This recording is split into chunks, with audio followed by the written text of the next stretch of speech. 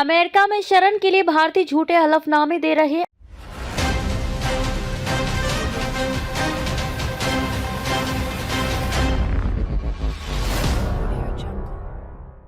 अवैध प्रवासियों के बहाने भारत में हमें जान का खतरा, कोरोना में सब बर्बाद हुआ।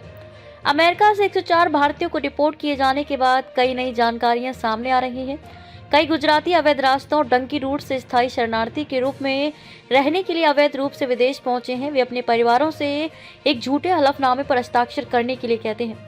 इसमें कहा जाता है कि भारत में उनकी जान को किसी राजनीतिक दल या राजनीतिक रूप से प्रभावशाली व्यक्ति से खतरा है।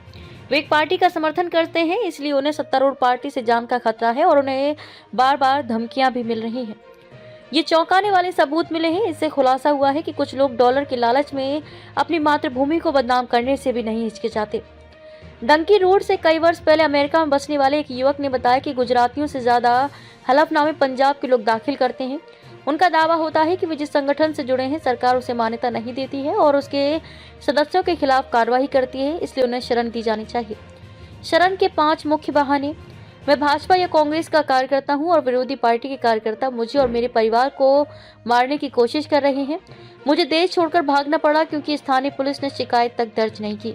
मैं हिंदू या मुस्लिम इलाके के पास रहता था और इस इलाके के एक लड़के या लड़की से प्यार हो गया जहां अन्य धर्मों के लोगों की बहुलता थी और अब उसके परिवार के लोग मुझे मारने के लिए आ रहे हैं। मेरी पत्नी पर दूसरे समुदाय के लोगों ने हमला किया और उसे भागना पड़ा, या अब वह अपनी जान बचाने के लिए देश छोड़ चुकी है। क्योंकि वे लोग हमला करने के लिए वापस आ रहे हैं, मैं भी देश छोड़ने को मजबूर हूँ।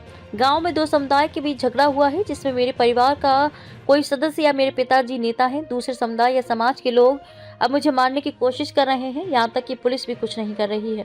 कोरोना महामारी के दौरान में कारोबार सहित सब कुछ बर्बाद हो गया। सरकार ने कोई मदद नहीं की, भारी कर्ज है और कर्ज वसूलने वाले अब मारने पर उतारू हैं। अब पुलिस भी कोई मदद नहीं कर रही है, इसलिए मैं अपने परिवार के साथ देश छोड़कर शरण के लिए यहाँ आया हूँ।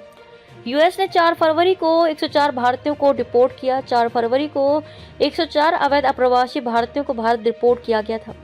भारतीयों को लेकर यूएस मिलिट्री का C-17 प्लेन 5 फरवरी को पंजाब के अमृतसर एयरपोर्ट पर उतरा। इन लोगों के पैर में बेड़ियां बांधी गई थी जबकि हाथ भी चेन से जकड़े हुए थे।